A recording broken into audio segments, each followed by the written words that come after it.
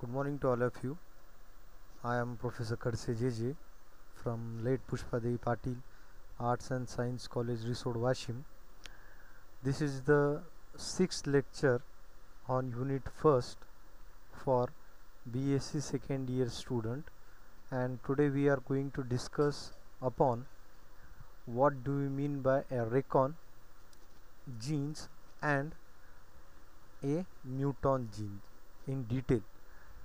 So before going to discuss about this lecture, you must attend the first lecture of cistron and what do you mean by a gene.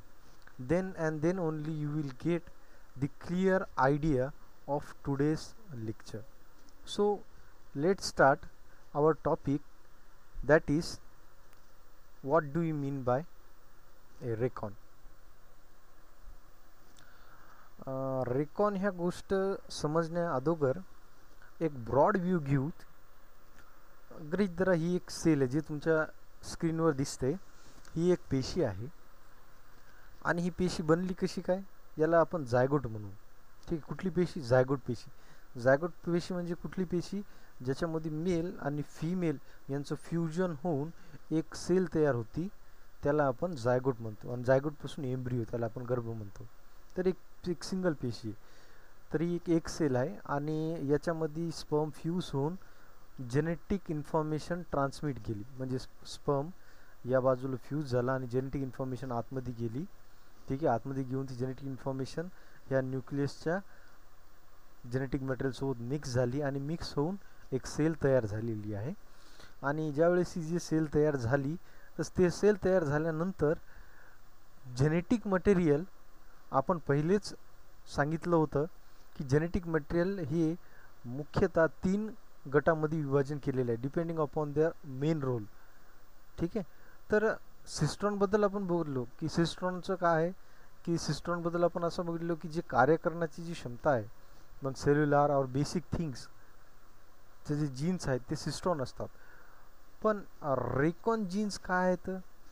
Recon jeans असे jeans आहेत जे की recombination मध्ये भाग घेतात किंवा part घेतात किंवा सहभाग होतात. पण आता रिकॉम्बिनेशन म्हणजे काय, ही व्याख्या थोडीशी टफ आहे समजण्यासाठी. तर पहिले आपण रिकॉम्बिनेशन काय या संदर्भातली आपण माहिती घेऊ. आता जस्ट नाव आपण सुरुवात केली ती एका नवीन टर्मिनॉलॉजी, त्याला आपण रिकॉम्बिनेशन असे म्हणतो. जर तुम्हाला रिकॉम्बिनेशन ही टर्मिनॉलॉजी कळाली तर आणि तरच तुम्हाला रेकॉन जीन या संदर्भातली टोटल माहिती समजून जाईल. तर रिकॉम्बिनेशन म्हणजे काय? रिकॉम्बिनेशन म्हणजे काय, काहीतरी कंबाईन व्हायला, काहीतरी एकत्रित व्हायला. ठीक आहे, कसं तरी एकत्रित होण्याची प्रक्रिया आहे. आता याच्यामध्ये काय आहे, जेनेटिक इन्फॉर्मेशन, आपण पहिलेच काय म्हणलो, जीन्स कमीत कमी 330 मिलियन्स जीन्स आहेत. मग त्याच्यामधले काही जीन्स वेगळं काम करतात, काही जीन्स हे सर्टन कॅरेक्टर कोड्स करतात, काही जीन्स हे रिकॉम्बिनेशनमध्ये काम करतात, काही जीन्स हे म्युटेशनमध्ये काम करतात. त्यांच्या कार्यानुसार आपण जीन्सला वेगवेगळं विभाजन केलेलं आहे. तर त्यामध्ये रिकॉम्बिनेंट जीन्स असे जीन्स आहेत जे की कॅरेक्टर्स चेंज करून रिकॉम्बिनेंट होतात, म्हणजे कंबाईन होतात. जस्ट फॉर एक्झाम्पल समजण्यासाठी हे तुम्हाला 2 क्रोमोझोम आपण गृहीत धरू. ठीक आहे, हे एक क्रोमोझोम आहे रेडवाला आणि ब्ल्यूवाला एक क्रोमोझोम आहे. जर तुम्ही इथं व्यवस्थित बघितलं तर रेडवाला कुठला तरी एक छोटासा पोर्शन याच्यासोबत बाइंड झाला आणि याच्या कुठला तरी पोर्शन याच्यासोबत बाइंड झाला. बघा तुम्ही, ह्या रेडमधला छोटासा तुकडा कुठं गेलेला आहे, हे रेडमधला छोटासा तुकडा हे गेलेला आहे आणि सेट झालेला आहे कुठं, ह्या ब्ल्यूला, इथं ह्या भागाला. म्हणजे आता याची इमेज कशी झाली आहे बघा ही. ठीक आहे, रेडवाला आणि याच्यातला छोटासा तुकडा कुठं गेला, ब्ल्यूवालाच्या खाली. म्हणजे बघा, रेडवाल्याच्या इथं छोटासा तुकडा इथं ॲड झालेला आहे ब्ल्यूचा, आणि ब्ल्यूवर छोटासा तुकडा रेडचा इथं आलेला आहे. म्हणजे बघा, रिकंबाईन झालेलं आहे. म्हणजे काय, दी रिअरेंजमेंट ऑफ जेनेटिक मटेरियल. बघा काहीतरी अरेंजमेंट झाली, याचा तुकडा इथं गेला आणि याचा तुकडा इथं आलेला आहे बघा. म्हणजे बघा याचं फायनली रिकॉम्बिनेशन झाल्यानंतर बघा ही याच्यामध्ये हे रेडमध्ये कुठं खालच्या बाजूला एक नवीन गोष्ट ॲड झालेली आहे. गोष्ट म्हणजे जीन्स ॲड झालेले आहेत. कुठले जीन्स, रेकॉन जीन्स. म्हणून हे बघा रेडमध्ये थोडंसं ब्ल्यू आला आहे फायनली. आणि ब्ल्यूमध्ये सेम, ब्ल्यूमध्ये काय झालेलं आहे, ब्ल्यूमधली रेडचा कुठला तरी तुकडा ब्ल्यूमध्ये ॲड झाला, त्याच्यामुळं ब्ल्यू क्रोमोझोम बघा कसं आलेलं आहे, ब्ल्यू आणि त्याच्यामध्ये रेड आलेला आहे. म्हणजे देवाणघेवाण होणारे जीन्स आहेत आणि त्यापासून नवीन रिअरेंजमेंट ऑफ जेनेटिक मटेरियल होती, त्यालाच रिकॉम्बिनेशन असे म्हणतात. तर रिकॉम्बिनेशन म्हणजे काय, the rearrangement of genetic material. In the rearrangement of genetic material, a specialized genes only take parts in it, and the specialized genes which take part in recombination or rearrangement of genetic material is known as a mutant genes. आता आपण आपल्या मुद्द्यावर आलो. Mutant genes are the genes which plays an important role in recombination. आणि ह्याच recombination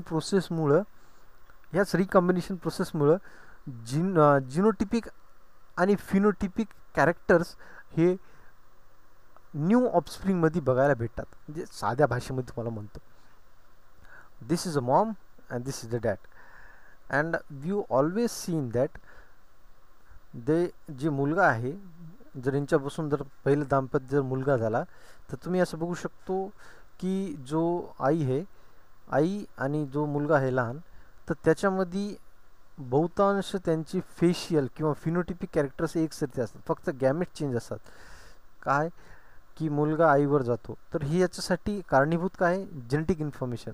आणि genetic information ही transmit व्हायली. Same मुली हे त्यांच्या वडिलांवरून जातात, आणि यासाठी पण काय महत्त्वाचं आहे, जेनेटिक कॅरेक्टर्स म्हणजे कुठले तरी घटक रिकॉम्बिनेशनमध्ये आलेले आहेत. म्हणजे अशा प्रकारे काही जीन्स आहेत तो रिकॉम्बिनेंट होऊन सर्टेन न्यू इंडिव्हिज्युअलला कॅरेक्टर्स देतात. ठीक आहे, 100% नाही पण नियर अबाउट 60-70% तो एक प्रकारचा दिसत आहेत. मग त्यासाठी होणारे specific genes that is known as recon. तर मग रेकॉन काय आहे, recon is the smallest segment of DNA capable undergoing recombination. आता रिकॉम्बिनेशन काय आहे, आपण जस्ट नाव रिकॉम्बिनेशन काय आहे हे आता आपण बघितलं. Recombination is a combination of genetic information within the chromosome. ठीक आहे, recon consist not more than 2 pairs of nucleotide. ठीक आहे, ते न्यूक्लियोटाइड काय आहेत आपण फर्स्ट लेक्चरमध्ये, nucleotides are the genetic information which consist of purines and pyrimidine base pair along with phosphate group and sugar molecules. They are known as nucleotides. हे कळायचं असेल तर तुम्हाला पहिले लेक्चर्स कळायचं. म्हणजे रेकॉनमध्ये काय असते, 2 पेक्षा अधिक न्यूक्लियोटाइड्स नसतात रेकॉनमध्ये. आणखी काय रेकॉनबद्दल, they may be more than 1 recon in a cistron. आता सिस्ट्रॉन काय आहे, परत कालचं लेक्चर. सिस्ट्रॉनबद्दल आपण लास्ट वेळेस काय माहिती घेतली होती, cistron is define as units of elements or alleles. Alleles means genes and that which genes, the genes which specifically codes for phenotypic characters. Phenotypic म्हणजे डोळ्यांना दिसणारे कॅरेक्टर, जसे की height, size, shape, colour etcetera. ठीक आहे, तर हे phenotypic characters हे सिस्ट्रॉन्स कोड करतात.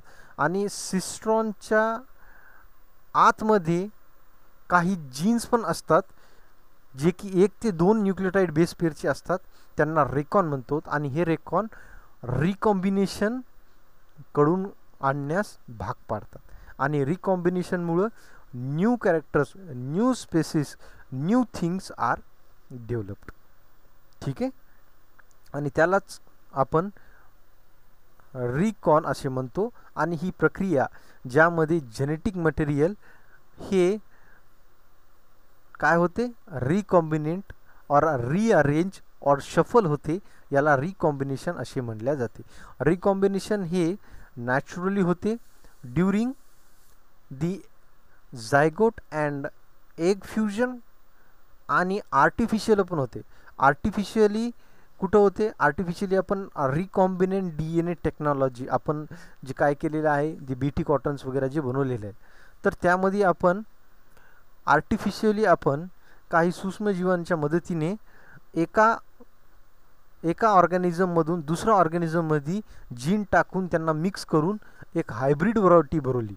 म्हणजे की जसं की जर्सी गाय एक हायब्रिड व्हरायटी आहे, काही टाळक्या, ठीक आहे, गव्हाचे व्हेरियस टाईप्स, राईसचे व्हेरियस टाईप्स, ठीक आहे.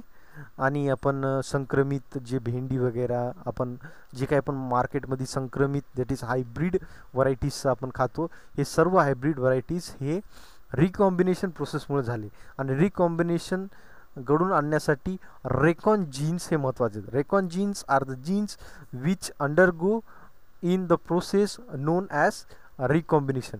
आणि हे रेकॉन जीन्स हे सिस्ट्रॉनचा एक छोटासा पार्ट असतो, ज्यामध्ये 1 ते 2 न्यूक्लियोटाइडहून अधिक जास्त मोठा नसतो. म्हणजे सिस्ट्रॉनच्या आतमध्ये काय येतात? रेकॉन. सिस्ट्रॉन म्हणजे काय? फिनोटिपिक कॅरेक्टर्स, फिजिकल डोळ्यांना दिसणारे कॅरेक्टर, साईज, शेप. आणि त्याच्यामध्ये पण मिक्स, आता बघा कलर आहे, ब्लॅक कलर आहे आणि फेअर कलर आहे, पण यामध्ये पण स्लाइटली एक नवीन शेड तयार होते बाय रिकॉम्बिनेशन प्रोसेस. आणि रिकॉम्बिनेशन कडून आणण्यासाठी काय आहे? रेकॉन जीन हे कारणीभूत आहे. ठीक आहे, नवीन शेड कलरचा असू द्या, बघा कलरचा असू द्या किंवा हेअरचा असू द्या, किंवा न्यू म्हणजे कर्ली हेअर्स आणि स्ट्रेट हेअर, आणि त्याच्यामधले मिक्स टाईपमधले हेअर, ना कर्ली न स्ट्रेट, म्हणजे हे नवीन टाईप्स झाले. आणि त्यासाठी घडून आणण्यासाठी रेकॉन जीन हे सर्वात महत्त्वाचे कारणीभूत असतात. ही एक इमेज आहे ज्यामध्ये आपण बघणार आहेत.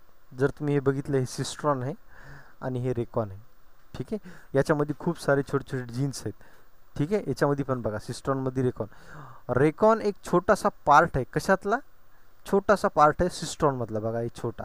आणि ते काय होते? शफल होते. बघा हे एक दुसराच क्रोमोझोमल स्ट्रँड आहे, हे एक दुसराच क्रोमोझोमल स्ट्रँड आहे. गरीदर आहे, हे मदरचा आहे क्रोमोझोमल आणि हे फादरचा क्रोमोझोम आहे. आणि यामध्ये स्पेसिफिक रिजनमध्ये काहीतरी मिक्सिंग व्हायली. बघा काहीतरी जेनेटिक इन्फॉर्मेशनमध्ये मिक्सिंग व्हायली. इथला जीन इकडं चाललं, इकडं जीन इकडं चाललं आहे. आणि यामुळं नवीन फिनोटिपिक कॅरेक्टर, नवीन एक स्पेसिफिक फिनोटिपिक फिजिकल अपिअरन्स, नवीन जेनेटिक रिकॉम्बिनेशन होऊन नवीन फिनोटिपिक कॅरेक्टर हे अस्तित्वात येत आहे. आणि जो भाग जिथं हे होत आहे, जो भाग जेनेटिक इन्फॉर्मेशनमध्ये जिथं हे होत आहे, त्याला certain Recon segment gene site असे म्हणले जाते. आणि हे रेकॉन एक सिस्ट्रॉनचा एक छोटासा पार्ट पण असतो. याला आपण म्हणतो रेकॉन आणि रिकॉम्बिनेशन. याबद्दल आपण बघितलेलं आहे. त्यानंतर तर म्युटॉन कळण्या अगोदर तुम्हाला म्युटेशन म्हणजे काय या संदर्भातली माहिती जाणणं आवश्यक आहे. जर म्युटेशन तुम्हाला जर का कळायचं असेल तर या संदर्भातला तुम्हाला बेस्ट एक्झाम्पल म्हणून मी तुम्हाला देऊ शकतो की क्रिश मूवी, क्रिशचे जेवढे पण पार्ट्स बघा, क्रिश 3 जर तुम्ही बघितलं असेल तर त्यामध्ये काय केले जाते? रिकॉम्बिनेशन केले जाते. ते रिकॉम्बिनेशनचा एक भाग झाला. पण म्युटेशन म्हणलं तर क्रिश पार्ट 1 जर तुम्ही बघितलं असेल, ते जादू येते बाहेरून, सर्टन किरणं त्याच्या अंगावर पडतात, त्याच्यामध्ये काहीतरी परिवर्तन होते आणि तो मग बदलून जातो. त्याला म्युटेशन असे म्हणतात.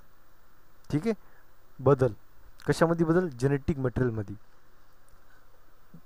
तुम्हाला याच संदर्भात आणखी डिटेलमध्ये तुम्हाला मी सांगतो आता.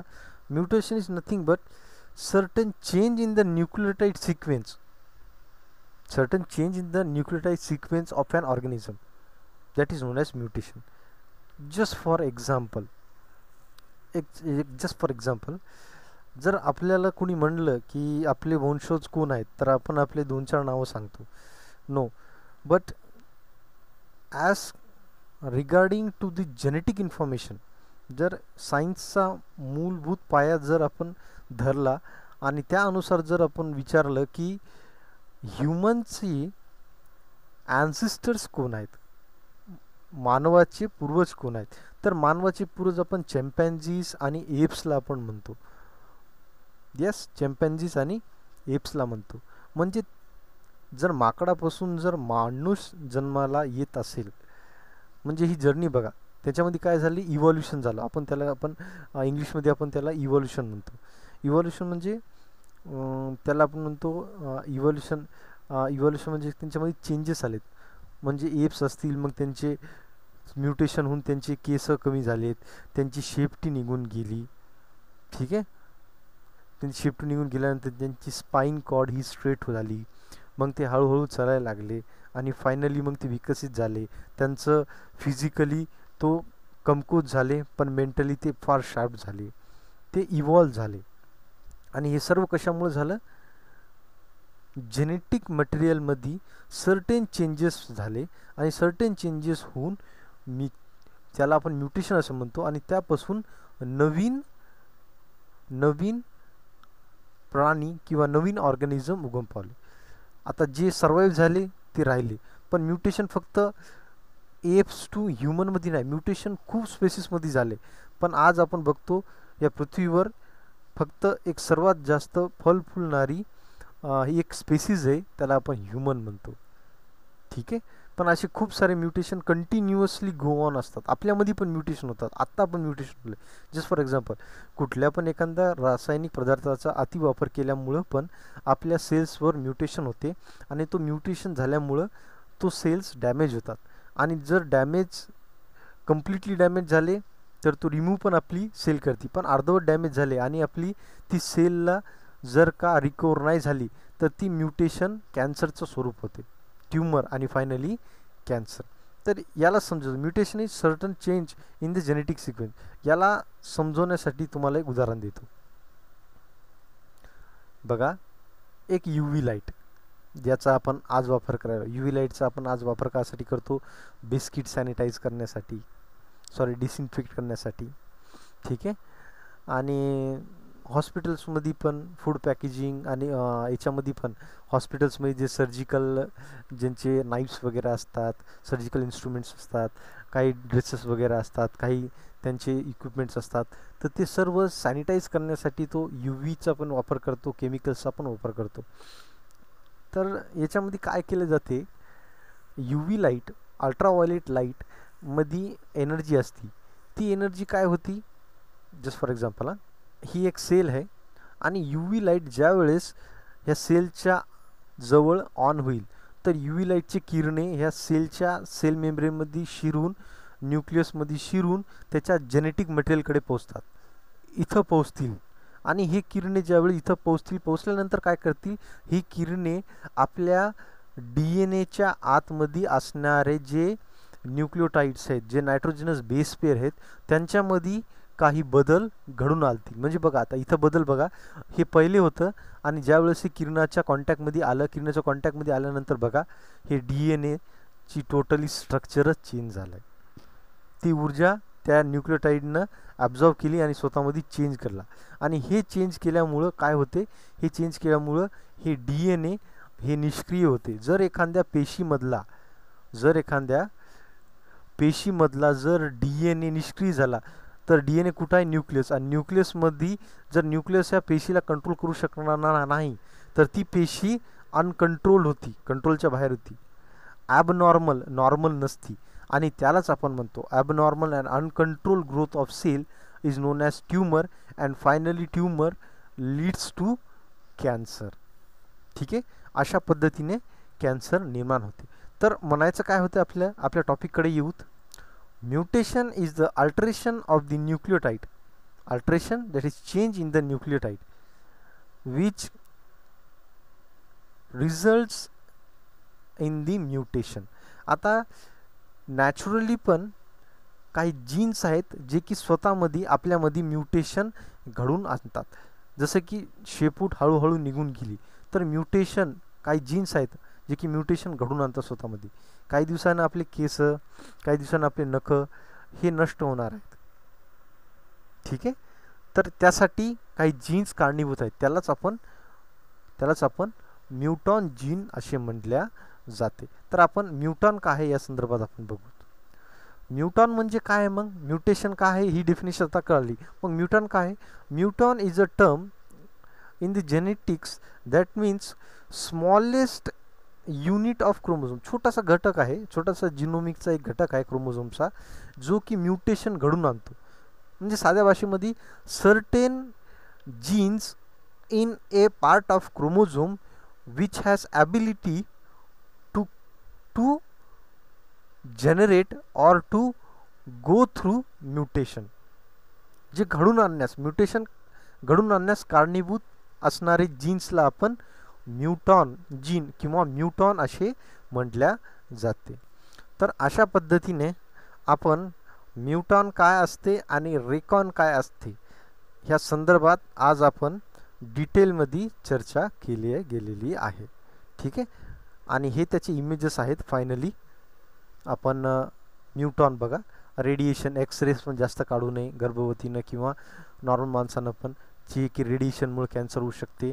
UV रेडिएशन पण, सिगरेट स्मोकिंग और अल्कोहोलिक बिवरेजेस पण, काही बॅक्टेरिया पण, काही व्हायरसेस पण आहेत बघा. ह्युमन पॅप्लिलोमा व्हायरस सेक्शुअली ट्रान्समिट होते आणि तो पण कॅन्सर कॉजिंग आहेत, म्युटेशन कॉज करतो. हेलिकोबॅक्टर पायरवी एक बॅक्टेरिया आहे जो की फूडमधून ट्रान्समिट होतो, तो पण म्युटेशन घडून आणू शकतो. काही कॉस्मॅटिक्स आहेत, त्या कॉस्मॅटिकमध्ये बेन्झॉईल पेरॉक्साईड असे केमिकल्स आहेत जे की ॲक्नी प्रोड्यूस करतात आणि फायनली हे म्युटेशन पण घडून आणू शकतात. काही फूड्स आणि काही प्रिझर्वेटिव्स आहेत, नायट्रेट अँड नायट्रेट प्रिझर्वेटिव्स जे आहेत, जे की हॉटडॉग्स आणि काही पॅकेज फूड्समध्ये असतात, जे की ज्यांच्या संपर्कात आल्यामुळे म्युटेशन घडून येत असते. तर अशा पद्धतीने आपण सिस्टॉन काय आहे, म्युटॉन काय आहे, रेकॉन काय, आणि आजच्या ह्या लेक्चरमध्ये रेकॉन आणि म्युटॉन ही काय असतात या संदर्भात आपण डिटेल ही माहिती घेतलेली आहे. सो नेक्स्ट लेक्चरमध्ये आपण नेक्स्ट कंटेंट बघणार आहे. थँक्यू.